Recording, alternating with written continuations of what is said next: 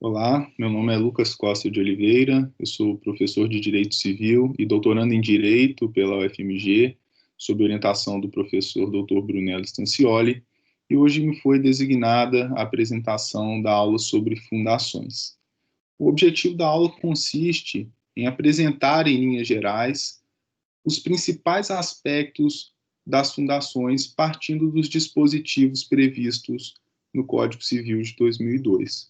Como vocês poderão perceber, essa é uma disciplina bastante técnica do direito civil. Então, sigamos. O primeiro aspecto importante para compreender as fundações é entender o seu conceito.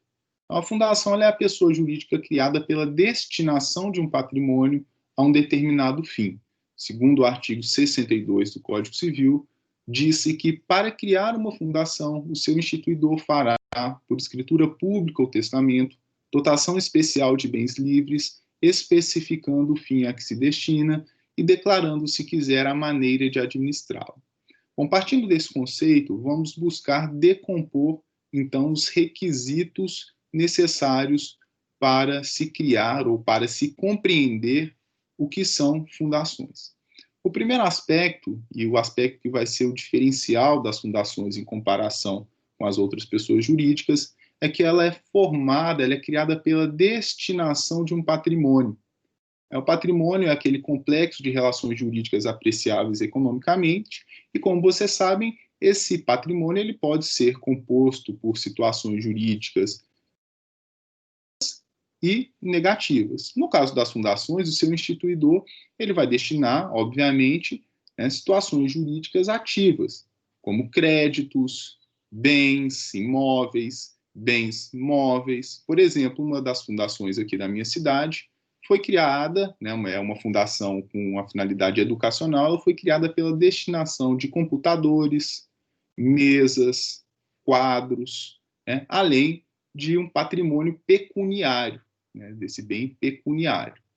Então, esse é um primeiro ponto, é o aspecto que vai diferenciar, que vai ser o traço marcante das fundações em comparação com as outras pessoas jurídicas, o que faz com que o estudioso perceba que ela traz em si uma abstração muito maior do que as outras pessoas jurídicas. Porque quando a gente fala em sociedade, em associações, partidos políticos, instituições religiosas, a gente pensa em um conjunto de pessoas que se reúnem para a obtenção de um objetivo comum, seja ele econômico ou não. No caso das fundações, a abstração ela é maior porque a gente está falando simplesmente de uma pessoa jurídica, ou seja, esse complexo destinado à obtenção de direitos e deveres, que é criado pela destinação de um patrimônio. Então, essa é uma contribuição e uma inovação categórica trazida pelo direito civil bastante importante. Enfim, seguindo. Um segundo requisito é a existência de uma finalidade não voltada ao lucro. E aqui vale o que nós conversamos a respeito das associações. As fundações, para que elas possam atingir essa finalidade que é não econômica, elas precisam gerar riqueza. Então, é óbvio que as fundações elas podem ter atividades para angariar para a produção de riquezas. O que é vedado é essa distribuição lucrativa entre os seus membros. Então, na verdade, o que se permite é que as pessoas que fazem parte ali do funcionamento dessa fundação, da organização dessa fundação, ocupando ali posições de administração, elas não podem ter para si vantagens lucrativas. Elas, obviamente, terão seu salário, e assim por diante, poderão produzir riquezas, mas, ao contrário das sociedades, essa não é a função das fundações. A gente vai aprofundar um pouquinho mais à frente quais são as finalidades possíveis. Um terceiro requisito é a afetação, ou seja, a destinação do patrimônio para a finalidade não voltada ao lucro. Essa finalidade, que normalmente vai ser estabelecida pelo próprio instituidor, ela não pode ser, de qualquer maneira, alterada. Então, se eu tenho uma fundação com a finalidade educacional, ela vai ter sempre essa destinação. Se eu tenho uma fundação com a finalidade de proteção do patrimônio histórico, ela terá sempre essa mesma finalidade. Bom, e por fim, a criação por intermédio de escritura pública ou testamento. Esse é um aspecto também importante, né, porque para a criação das fundações há uma formalidade específica, ela tem que seguir a forma. Se for feita inter vivos, pela destinação de um patrimônio para uma pessoa em vida, isso deve ser feito por meio de escritura pública. Então, a pessoa tem que ir lá no cartório de notas e elaborar essa escritura pública e depois registrá-la. Se for causa-mortes, a pessoa, por meio do testamento, qualquer modalidade dele, vai, né, destinar uma parte do seu patrimônio disponível, e aí tem todas as limitações do direito das sucessões, da legítima, que deve ser resguardada aos herdeiros necessários, as limitações do Código Civil, de que, olha, a pessoa não pode dispor do patrimônio a ponto, né, de comprometer a sua própria subsistência, mas, enfim, seja em vida, por meio de escritura pública, ou causa-mortes, por meio do testamento, a pessoa pode, então, destinar esse patrimônio para a criação da fundação por meio dessas formas. Bom, as finalidades possíveis, elas estão previstas lá no artigo 63 do Código Civil. Vocês podem acompanhar no Código Civil, vou aqui apenas mencionar algumas das possibilidades, né, entendendo que a doutrina compreende ser uma lista simplesmente exemplificativa, desde que não tenha finalidade econômica, pode-se criar uma fundação. Então, um exemplo, está lá no artigo 62, perdão, parágrafo único, diz que a fundação somente poderá constituir-se para fins de assistência social, cultura, defesa e conservação do patrimônio histórico e artístico, educação, saúde, segurança alimentar e nutricional, pesquisa científica, promoção da ética, atividades religiosas e assim por diante. Então, depois vale a pena conferir aí a lista do artigo 62, parágrafo único. O procedimento para a criação das fundações, ela segue o procedimento comum ali da criação das pessoas jurídicas de direito privado, com a peculiaridade que ela é formada pela destinação de um patrimônio. Então, a primeira fase é a fase de dotação ou instituição, ou seja, é a reserva de bens por ato inter vivos ou causa-mortes. Lembrando que, obviamente, esse bem ele somente vai ser afetado, destinado àquela fundação, a partir do momento em que se cria a pessoa jurídica. Segunda fase é a fase de elaboração dos estatutos, ou seja, que é o ato constitutivo que depois deverá ser levado a registro. Essa elaboração dos estatutos, ou seja, que serão ali as regras que comporão a maneira de funcionamento e organização dessa fundação, ela pode ser direta quando o próprio instituidor, ou seja, a pessoa que está destinando o patrimônio, o elabora, isso é possível. Por exemplo, no meu testamento, eu destino uma parte do meu patrimônio para a criação da fundação e já elaboro o estatuto. Ou ela pode ser também fiduciária, ou seja, um instituidor ele confia a alguém a elaboração do estatuto, alguém que ele, obviamente, confie, por isso que é fiduciária. Ou então, por fim, pode ser elaborado pelo Ministério Público. Quando esse estatuto ele não for elaborado no prazo assinalado pelo instituidor, ou se esse terceiro a quem o instituidor confiou não tiver elaborado em 180 dias. Então, são as três maneiras, ou o instituidor de maneira direta, ou ele confia a alguém no prazo determinado, ou então, em último caso, pelo Ministério Público, que também nessa terceira fase, ou seja, fase de aprovação dos estatutos, ele deve confirmar, ele deve aprovar a elaboração desse estatuto. Então, o Ministério Público ele vai ser muito importante aqui na criação e fiscalização das fundações, porque entende-se que a fundação ela tem um interesse social, um interesse coletivo, que vai ser tutelado e fiscalizado pelo Ministério Público. Então, ele tem que aprovar necessariamente esses estatutos. Por fim, estando tudo em conformidade, esse estatuto ele é levado a registro e assim tem-se o início da existência legal das pessoas jurídicas. E o que acontece, se esse patrimônio ele não for suficiente para aquela finalidade almejada pelo instituidor? Isso pode acontecer.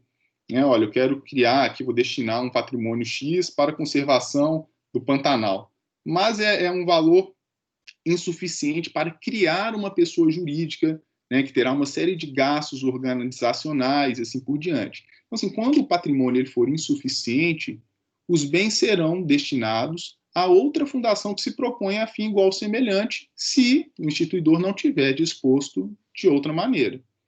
Então, olha, se, né, o patrimônio que eu destinei à preservação do Pantanal for insuficiente, ele vai ser incorporado em outra fundação que exerça uma atividade semelhante. Tá? Em relação à irrevogabilidade da declaração do instituidor, diz respeito àquela hipótese em que o instituidor ele declara em vida que ele irá transferir um determinado patrimônio para a criação da fundação. Se uma pessoa declara vontade e afeta um patrimônio que é livre para a criação dessa fundação, ele se compromete a transferir esses bens. E se ele não transfere esses bens, a transferência se dará de maneira compulsória por meio de um mandado judicial. Então, isso é importante. O Caio Mário ele diz que somente será obrigatório após a elaboração do estatuto. Então, sendo feito o estatuto, teria essa obrigatoriedade de transferência dos bens para a criação ali daquela fundação. Como eu já disse, essa fundação ela vai ser a todo momento fiscalizada pelo Ministério Público e a competência vai ser do Ministério Público do estado onde se situe a fundação. Por fim, já caminhando aqui para os aspectos finais da nossa aula, tá? O Código Civil ele dispõe sobre a possibilidade de alteração do estatuto. Então, isso é permitido desde que, primeiro, seja deliberada por 2/3 dos competentes para gerir e representar a fundação. E aí, obviamente, gente, fazendo um parêntese, como, né, a fundação ela não é composta por pessoas, ela não é formada por essa união de pessoas para determinado fim, ela vai precisar de pessoas para gerir e representar essa fundação. Ou presentar, como preferem alguns civilistas. Ou seja, ela vai ser organizada, ela vai ser exercida por meio de órgãos deliberativos, órgãos administrativos, assim como outras pessoas jurídicas. Então, isso aqui é até importante destacar para compreender melhor o Instituto da Fundação. Embora ela não seja formada pela união de vontades de pessoas, ela é formada pela destinação de um patrimônio, mas ela vai ser organizada e exercida por meio de pessoas, por meio de órgãos que vão administrar e representar essa fundação. Então, voltando aqui, a alteração do estatuto é possível, desde que seja deliberada por 2/3 dos competentes para gerir e representar a fundação, que vai estar previsto no estatuto, a maneira, que não contraria ou desvirtue o fim desta, então o fim é sempre aquele determinado pelo instituidor, e 3, seja aprovada pelo órgão do Ministério Público no prazo máximo de 45 dias, fim do qual, ou no caso do Ministério Público a denegar, poderá o juiz suprir a requerimento do interessado. E aí, sempre que houver uma minoria antes da alteração, deve ser resguardado esse direito da minoria discordar e mesmo questionar isso judicialmente. Justamente porque tem um interesse que ele é coletivo, que ele é social. Por fim, a extinção das fundações, elas ocorrem de 3 maneiras. Quando elas se tornam ilícitas, então a gente pode pensar aqui em uma fundação que tem por finalidade incentivar pesquisas marxistas. E aí, em determinado momento, o governo consegue aprovar uma lei, que não está muito distante, em que se proíbe pesquisas nesse sentido. Ou seja, aquela fundação se tornou ilícita, ela não poderia continuar existindo juridicamente. Ou quando se torne impossível, vamos supor ali uma fundação que tem por destinação a preservação do Pantanal, mas o Pantanal foi todo queimado, já se torna impossível recuperá-lo, se tornaria impossível ou inútil. Ou seja, inútil aí pode ser de diversas maneiras, ou porque já foi cumprida aquela finalidade, ou porque não faz mais sentido continuar com aquela fundação. Então, por exemplo, aqui na minha cidade, houve o rompimento das barragens as empresas, né, mineradoras, Vale, BMP, Samarco, e elas criaram uma fundação destinada à reparação dos atingidos. Uma vez que a reparação, que ainda está muito longe de acontecer, mas já tivesse sido efetivada, se torna inútil a manutenção ali daquela fundação. E aí, é claro, o Ministério Público vai fiscalizar, né, e deve confirmar essa extinção da fundação, que pode ser feita tanto por via administrativa ou judicial. Tá? Os legitimados são o Ministério Público ou terceiros interessados, e o destino do patrimônio, né, após também a fase de liquidação, ver se tem ali algum débito, pagar esses débitos. Após essa fase, o patrimônio restante será incorporado a outra fundação de igual ou semelhante finalidade. Então, esses foram os aspectos centrais da fundação. Espero que tenha ficado claro. Qualquer dúvida, eu estou à disposição e agradeço a atenção de todos.